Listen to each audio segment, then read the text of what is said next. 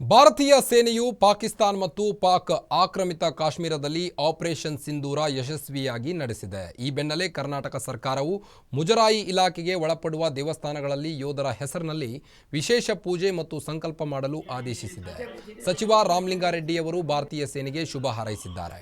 ಯೋಧರಿಗೆ ಒಳಿತಾಗಲೆಂದು ಪ್ರಾರ್ಥಿಸಿ ಪೂಜೆ ಸಲ್ಲಿಸಲು ಸೂಚಿಸಿದರು. ನಾಳೆ ಬೆಳಗ್ಗೆ ಶ್ರೀ ಗವಿ ಗಂಗಾಧೇಶ್ವರ ದೇವಸ್ಥಾನ, ಬನಶಂಕರಿ ದೇಗುಲಗಳಲ್ಲಿ ವಿಶೇಷ ಪೂಜೆ ನೆರವೇರಲಿದೆ. ಧಾರ್ಮಿಕ ದತ್ತಿ ಇಲಾಖೆಗೆ ಒಳಪಡುವ ಎಲ್ಲಾ ದೇವಾಲಯಗಳಲ್ಲಿ ಭಾರತೀಯ ಯೋಧರಿಗೆ ಒಳಿತಾಗಲಿ ಎಂದು ವಿಶೇಷ ಪೂಜೆಯನ್ನು ನೆರವೇರಿಸಲಿದೆ. ನಮ್ಮ ದೇಶದ ಕೀರ್ತಿಯನ್ನು ಹೆಚ್ಚಿದ್ದಾರೆ.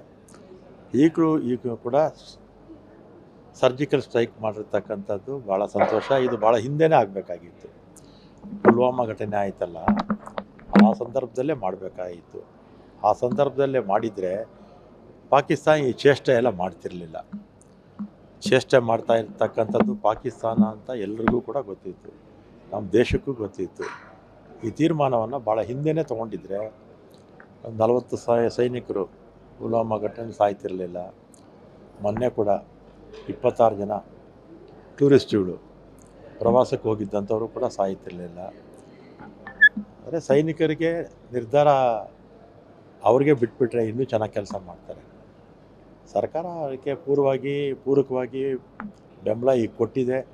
ನಮ್ಮ ಪಕ್ಷ ಕೂಡ, ನಮ್ಮ ಕಾಂಗ್ರೆಸ್ ಪಕ್ಷ ಕೂಡ, ಮತ್ತು ನಮ್ಮ ಅಧ್ಯಕ್ಷರು ನಮ್ಮ ಖರ್ಗೆಯವರು, ರಾಹುಲ್ ಗಾಂಧಿಯವರು ಎಲ್ಲರೂ ಕೂಡ ನಮ್ಮ ದೇಶದ ಜೊತೆ, ಸೈನಿಕರ ಜೊತೆ ನಾವು ಇದ್ದೀವಿ ಅಂತ ಭಾಳ ಹಿಂದೆಯಿಂದ ಅನೇಕ ಸಲ ಹೇಳಿದ್ದಾರೆ.